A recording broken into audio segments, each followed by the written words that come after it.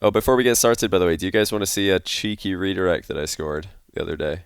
Some of you were wondering why was my name in game yesterday, AM's fan club, and I can show you a game from the AM's fan club session.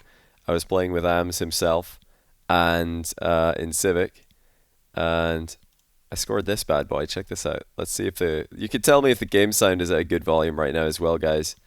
Now where would it have been? Oh, apparently we won this game quite handily. Wow. Okay. I think Am scored a good goal in this game as well. Let's see. This is me, the Ams fan club. Here we are. How do we score this? That's right, just a little cheeky redirect. Goalie had no idea. I'm telling you, he really had no idea. This is his POV. He has no clue. Zero clue what's about to hit him. I mean, to be fair, it does look really weird. Look at this glitchy looking touch. Look at this. I don't know if that's just the replay, but this touch looks super weird. It just like goes in. Nothing he can do. Wait, I think Am scored a good goal as well. Let's see if we can find him. Oh yeah, that was it. Whenever Am thinks he's going to score a good goal, he says, "This is for you guys." So, and like he'll be up in the air somewhere. Like right now, he's like, "This is for you guys." Then he just scores it. So that was for us, from Ams. That was for you guys, in particular. Am I excited for Clears? Of course. I'm excited to call him Clears. And then everybody tell me, why aren't you saying Killers? Let this be a lesson to you pro players and upcoming players. If you want casters to call you a particular name, you better have your name spelled correctly, or else they might call you Clears. Take the shot. It's their kickoff, mate. We can't take the shot. Oh no, he says take the shot and then he goes for it. What is this guy on? Double Heatseeker, huh? So is double Heatseeker meta just everybody defending? Because I remember when Heatseeker 3s came out, everybody was saying that, oh, this would be so much better in 2s because then there won't be anybody bumping. But actually the bumping part is what I like the most about Heatseeker, so I don't know if this is better for me. I think it's probably worse. Right, is he going to hit this? Okay, he's hit that one. Oh, I can't trust him to hit the next one though, there's a problem. So we have to advance. Put some shots on target. Oh, that's not on target. I've own gold. That's definitely just in the net. Oh, he's scored. Okay. You hate bumpers? I love the bumpers. I love bumping. It's the best part of Heatseeker is the bumping. What? Did I just own goal? I didn't even think that was possible in Heatseeker. I think I own gold. Wait a minute. I did. I own gold. Wow. You're in squad mode? Yeah, I believe I'm in squad mode with Naywayz, right? Who is also streaming this tournament. The same tournament that I'll be streaming is his tournament. So, like, of course he would be streaming it. Are we actually in squad mode, guys? Type 1 if we're in a squad with Naywayz. Best part of Heatseeker is redirects. No, the best part is the bumps. But this guy's not good enough in goal, so I can't go for bumps. Right, maybe I can go for bumps now. I have to just trust my teammate to hit this. Go on, hit the ball. No! I couldn't get the bump. Disaster. Oh, big disaster. Okay, they only have one back. I'm going to drive up to him, fake the bump, actually bump him. That's a goal! That's how it's done. 1-1. Well played, teammate.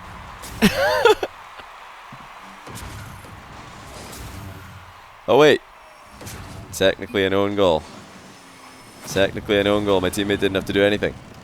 He was just a presence at the back that they couldn't handle. 1000 IQ? Exactly. So I just need to, like, he's going to take himself out of the game there. Oh, he scored. I think they actually own goal as well. I didn't know you could own goal this much. Like, Heatseeker own goals are genuinely very rare. I know that we've had 2 in one game.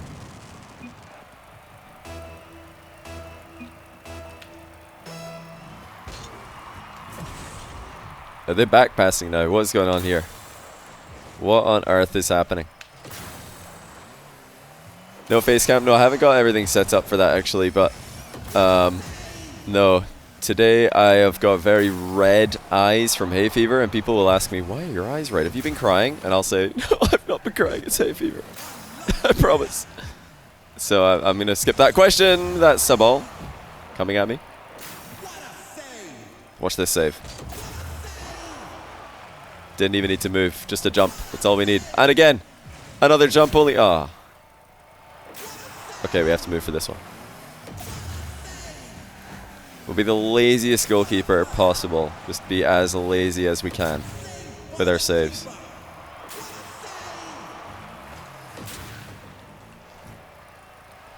What's my opinion about the Nate Cup? It's been really fun. Oh, it's a goal. What am I doing? Better than Roas at defending. I disagree, personally.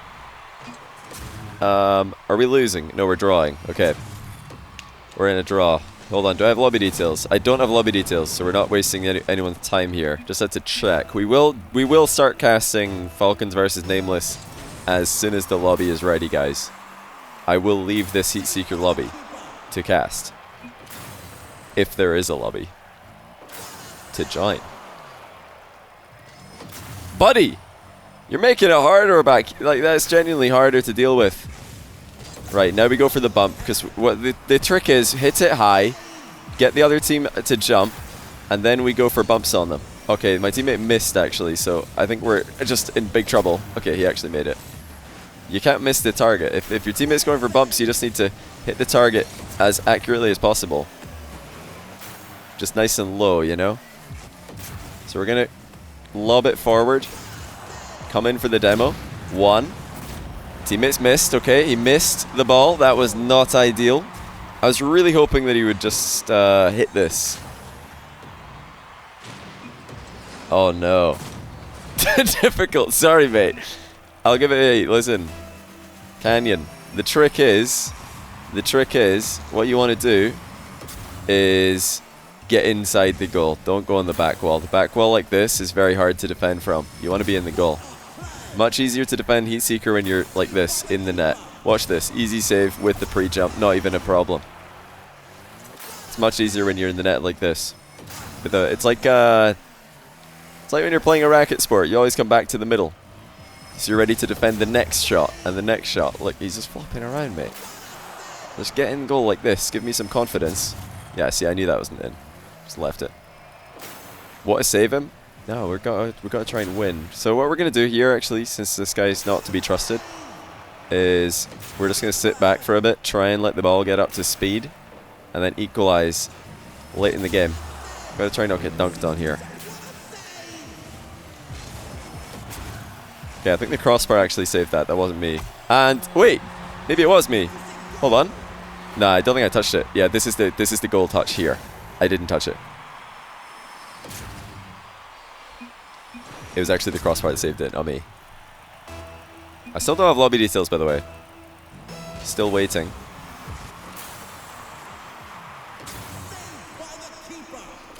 Teammate's clearly better than Ahmad. I mean, I've never seen Ahmad play Heatseeker, but I've got a sneaking suspicion that he's really good at it. He's probably insanely good at reading the ball. I know Astral is really good at Heatseeker, and Ahmad is quite similar to Astral. You're sweaty in Heatseeker? Well, I want to read chat, so I'm just sitting in goal. Also, my teammate can't be trusted. I'm trying to show him how to defend by doing it properly, hoping that he'll copy what I'm doing. But he won't copy, he just keeps driving out into the middle of the pitch. And he doesn't get it. Like, I want him to do what I'm doing here so I can go bump him. Because it's funny. But he's not doing it, he just keeps driving around in the middle, missing the ball. I think that was me again. Uh-oh.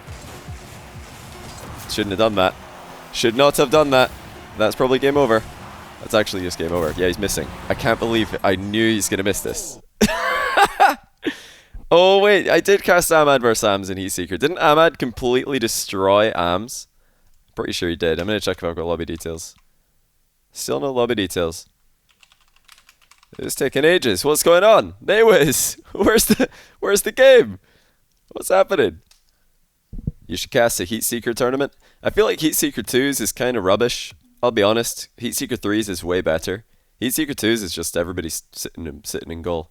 You can't trust anyone. I mean, if I was playing doubles with a friend who's actually able to make saves, then I would probably just go bump everybody and let him defend. But 3v3 is way better. Because 3v3, you've got more redirects, you've got more bumps, you've got more people actually making plays. 2v2, every time I've played this, they're just sitting in net. It's just a worse version of the game mode. Heatseeker 1v1 is okay. Yeah, Heatseeker 1v1 is interesting because the interesting part of Heatseeker 1v1 is that since you have it's kind of like the very opposite side of the spectrum. 3v3 Heatseeker is very chaotic. There's lots of demos, there's lots of redirects, lots of interference. But in 1v1, you've got to just focus on very fast recoveries. So you can save a shot, very quickly recover, save another shot. So it's quite interesting because you get to see the fast recoveries. 2v2, you don't see any of that redirects or bumps really. And you also don't have to recover fast because you've got a teammate. So it's got nothing. I think 3s and 1s are better for Heatseeker, in my opinion. As a match commentator in NACUP, what's the best match? Well, the best match yet was SRG versus Redemption. Forgot their name there for a second. That was by far the best match that we've seen so far. But I mean, generally over the years, I've casted a lot of good matches. It's hard to pick one as the best. But Fairy Peak Khaled, of course, 1v1 was insane. That was extremely dramatic. So is Azrael Khaled. I think they were two of the best matches. Azrael Khaled from Saltmine 2, Fairy Peak Khaled from Fusion. They were two of the best matches I ever casted. I think the highest level match I ever casted was Joria's versus Jack 1v1 in Saltmine Underground. I think that was the highest level Rocket League I ever saw. And that's including 3v3, 2v2, and 1v1. I think that Joria's Jack was a higher level than any other Rocket League I've ever seen. Higher level than any threes match I've ever seen. But I do feel like 1v1 has the advantage in that you can actually show off a lot of your intelligence in 1v1, whereas 3v3 it's quite difficult to show off your game IQ and your strategy, because very often the best play is just to go fast and hit the ball hard. And if the best play, the majority of the time, is to go fast and hit the ball hard, then you're kind of limited with strategy. So we're still featured, by the way, in training packs. We're still featured. That's cool. I don't know if maybe people might actually agree with that on my stream, but I know that the general like Rocket League competitive population, they all think that 3v3 is like by far the most strategical game mode because some 3v3 pro player told them so. But you gotta understand that 3v3 pros want to appear better, and they want to appear as smart as possible. They want to appear as good as possible. So of course they're gonna say that 3v3 is the game mode that's the most challenging. But in my own personal experience, being a caster and also just playing casually, 1v1 is by far the hardest game mode in Rocket League. And it's by far the most strategical game mode in Rocket League. The one thing that I hear about a lot that is quite interesting. I mean, you could type 1 if you agree with what I'm about to say, type 2 if you disagree. 1v1 is boring because it's all kickoff goals. 1 if you agree, 2 if you disagree. 1v1 is boring because it's all kickoff goals. So yeah, all 2s, of course you guys are civilized and intelligent, so you know that that's a bad take. But I see it all the time, like from people who I guess just haven't watched 1v1 recently, and they don't realize that there's a very diverse and a very complex kickoff meta. So every time you see somebody say that 1v1 is boring because it's just kickoff goals, you know that they don't know what they're talking about. You can immediately refute you can immediately ignore every take that they have, because they're either completely outdated with their takes or they're just a little bit stupid. So, not that there's anything wrong with being a little bit stupid. We're all a little bit stupid sometimes. But yeah, 1v1 has a very diverse kickoff meta, and there's lots of viable kickoffs these days, lots of counter kickoffs to strategies that players and I was going to say teams, then I realized it's 1v1 that players decide to use. So it's way more interesting. Watching 1v1 kickoffs is way more interesting than watching 3v3 kickoffs. 3v3 kickoffs are so like ridiculous. Teams don't even like try most of the time. Actually, I shouldn't say all teams. Some teams don't even try to go into games with any particular kickoff strategy. They just send one guy to the ball, send one guy to the boost, and then they cheat with a third, and that's their plan. I'm like, what on earth am I looking at? That's appalling. So bad. 2v2 kickoffs are kind of interesting as well because yeah, you've got the variety of strategies. Do you go for a back corner? Do you go for a cheat? Do you go for a fake kickoff? Do you go for a demo kickoff? There's lots of variety there, but I feel like threes is just the same kickoff every time, and then occasionally somebody's actually making it interesting by going for a fake kickoff or a demo kickoff. I'd love to see more of that. I think threes has potential to have interesting kickoffs, but right now one's kickoff meta is way more interesting. And yeah, ones, just like I said earlier, ones as a game mode has a lot more like decision making involved. A lot more decision making than threes. Deciding what you should go for and what you shouldn't go for, deciding what you what offensive strategy you want to employ. Like 3v3, there isn't really an offensive strategy. If you ask a threes team, what are you going to try and do to score goals this game, they're probably just going to say, oh, I don't know, just hit the ball around and see what happens, I guess. Like, there's no real plan. Maybe they'll say something like, okay, we're going to try and use more demos, or we're going to try and use more passes, or we're going to try and slow the game down more, we're going to try and dribble more. But it'll be very vague and very, like, you know, very wide, kind of general attacking philosophies, whereas in 1v1, somebody might go in with a very clear plan. Okay, off the wall, my first shot off the wall, if I can, I'm going to go for a flip reset double, because he's staying very low on his defense. You know, that might be a play that somebody plans ahead of time. You can't do that in threes, so it's less strategical. When is the NA-Cup match? The NA-Cup match is whenever the first match gets started.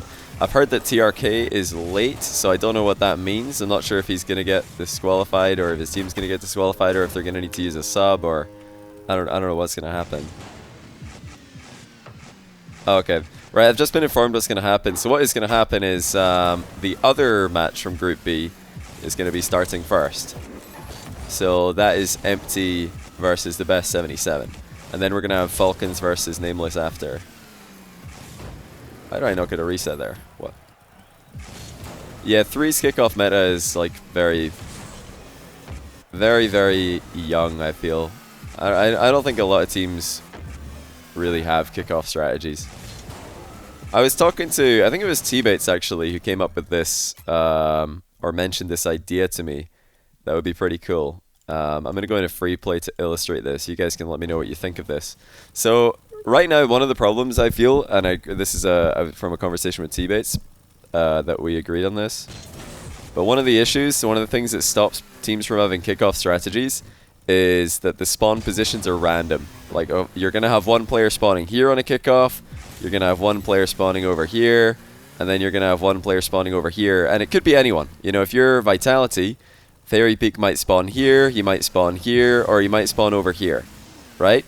But that actually creates some problems for teams. They don't have the ability to practice that kickoff formation very often because they're always in different positions. Now, you'd never see that in another sport. Like, imagine if there's any Americans watching, imagine American football. If, like, okay, you spawn in for your next offensive play. Oh no, the quarterback is right here. Oh no, he's spawned next to the ball. That's awful. And you've got whatever the big guy's called. He's at the back. Like, obviously that wouldn't make any sense. Like, why would you want to have your players spawn in the wrong position? So, you know, if it was football, you know, European football, you know, rest of the world football. Oh no, we're going for a kickoff and the goalkeeper spawned next to the ball. Oh, that's a disaster. They've had a goalkeeper spawn next to like, obviously that wouldn't happen either. Like, you wouldn't have people spawning randomly.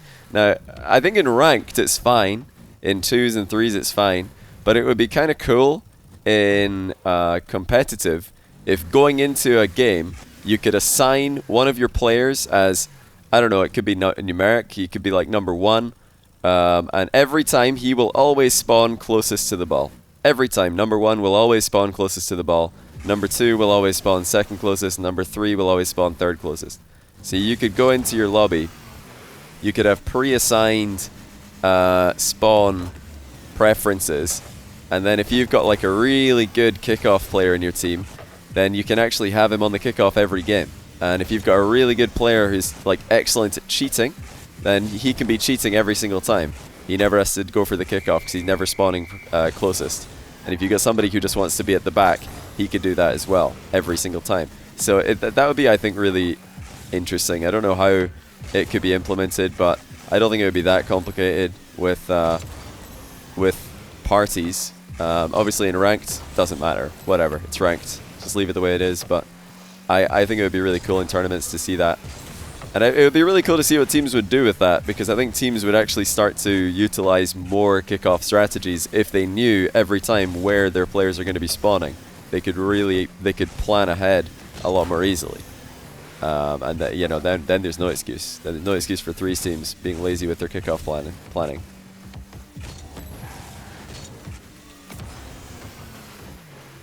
Do you think 3v3 of 3 top 1s players and 3 top competitive freestylers would be interesting to watch? What, a 3v3 match between 3 freestylers and 3 1s players? I think that would be terrible. Because number 1, yeah, well, I mean, it might be good, but it could also be completely awful, because you never know. One of the teams might just be way better than the other.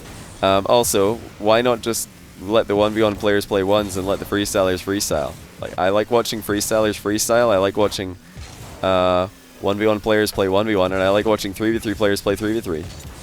Just let people do what they're good at.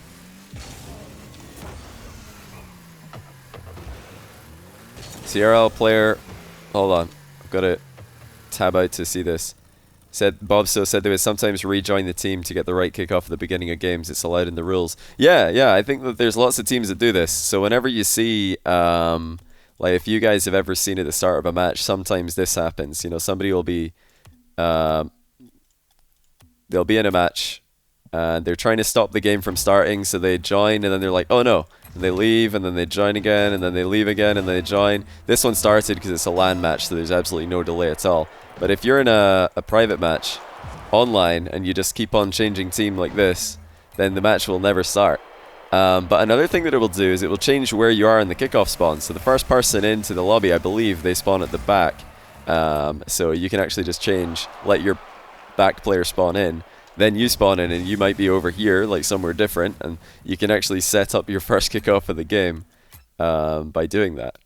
So yeah, some teams definitely do this. I don't know if any teams are allowed to do that in the RLCS. I'm not sure how it could be enforced if they were trying to stop it, though. I feel like it would work. Why not let each team decide their own kickoff before every kickoff? Well, before every kickoff might be a little bit extreme. But the thing about Rocket League kickoffs is that you only have 5. There are I don't know how many different layouts there are. I think there's like 10 or 12 different layouts. You've got the double diagonal spawn with you know, somebody spawning back middle. You've got double diagonal with somebody spawning here. You've got double diagonal with somebody spawning here. That's 5. You know, etc. etc. I think there's probably like 15 different kickoff layouts or something like that. 15 or 13. Something in that range. But yeah, the way to do it would just be to have Rocket League players and have teams pick their kickoff layouts for every kickoff that's going to be happening in that match. Like right now, when you go into a match, you don't know what kickoffs they're going to be. But imagine if, like, going into a big match like BDS Vitality, you know that game 1 is going to be, first kickoff is going to be double diagonal kickoff, and they tell you that before the match even starts. Oh, I think that would be so awesome. That would be so sick. Can you guys imagine if they had pre-planned kickoffs? It's not just random. Right now it's random. You go in and the players spawn and they're like, oh cool, we're on this kickoff. Didn't know that until right now. But if you knew First kickoff's going to be double diagonal. Second kickoff's going to be everybody spawning at the back. Third kickoff, one offset, one at the side. You know, etc., etc. There's 5 different kickoffs every single game, so then it would just rotate through those same 5 for that game. If you have more kickoffs needed, it just goes back to the first one.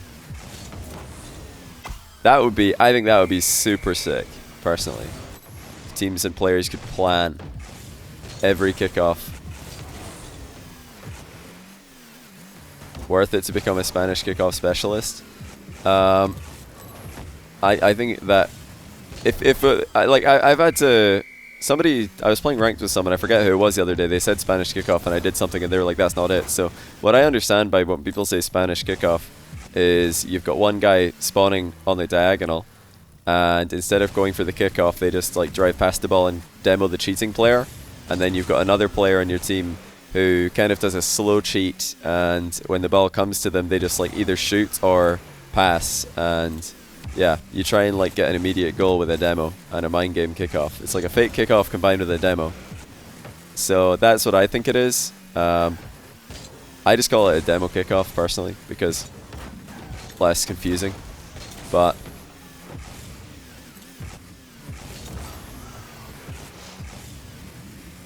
that's what somebody was telling me the other day, at least. Let me see if I got lobby details yet. Still no lobby details. Not sure what's taking so long here. I think they're trying to find a server or something, but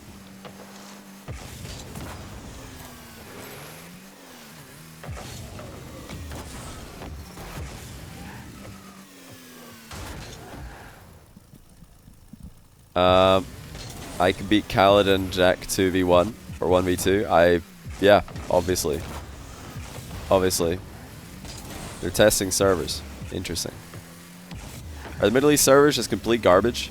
Do they need to test a whole lot before they get one? Yeah, Empty and the best 77 are going to play. That is correct. They're stepping in early because TRK is not here. I wonder what the plan is if TRK is still not here after this game.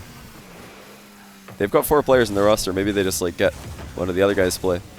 Well, get the other 3 to play, I guess. You're a KBM player? I am indeed. I'm a KBM player.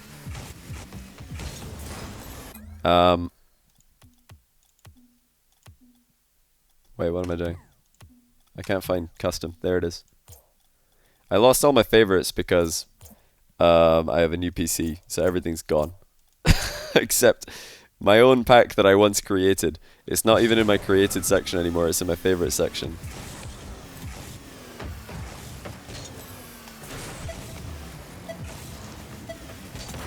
I hope this doesn't run on too late because I'll have to actually go. But that'll be fine because I know that we will get every match streamed on Neway's channel, even if I do have to go tonight. I have to go like 10:45. Got something else to do till 11 o'clock. Which should be fine if we're on schedule, but I think we're probably gonna...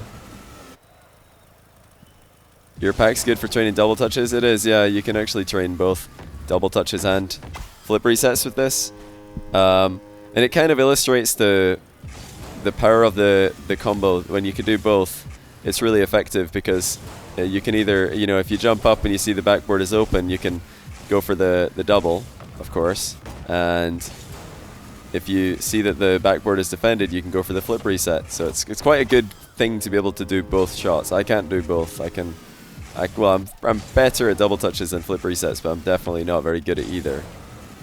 But yeah, in the training pack, it's set up so that the shots are quite easy to land compared to in a real game. So even if you're not anywhere near landing flip resets in game, you might actually have some success in the pack if you want to find it in the featured section. Yeah, one tip that somebody, I forgot who it is, gave me a while ago, must have been a year ago or something now, don't remember when I made this pack, is that when you're trying to land on the ball for the reset, you should accelerate, because watch the wheels of the car here, they kind of like, they kind of stick to the ball when you accelerate forward. You see that? The car kind of like just glues itself to the ball. And it's kind of in the same way that a car gets stuck to the wall when you're driving forward on the ceiling and doing the ceiling shuffle. If you're not moving, it doesn't work. It's the fact that you're accelerating forward. It gives the wheels a bit more grip somehow. So they actually grab the ball. This one's a bit of a difficult one to set up because the ball is in a very awkward position, actually. I wish it was higher. There we go, finally. Okay, I think we're going to get lobby details here, or more information, either way. Bit too far under the ball there. Yeah, we should be starting the first match of the NA Cup Group B momentarily. Oh my goodness. Just a little backward pass there.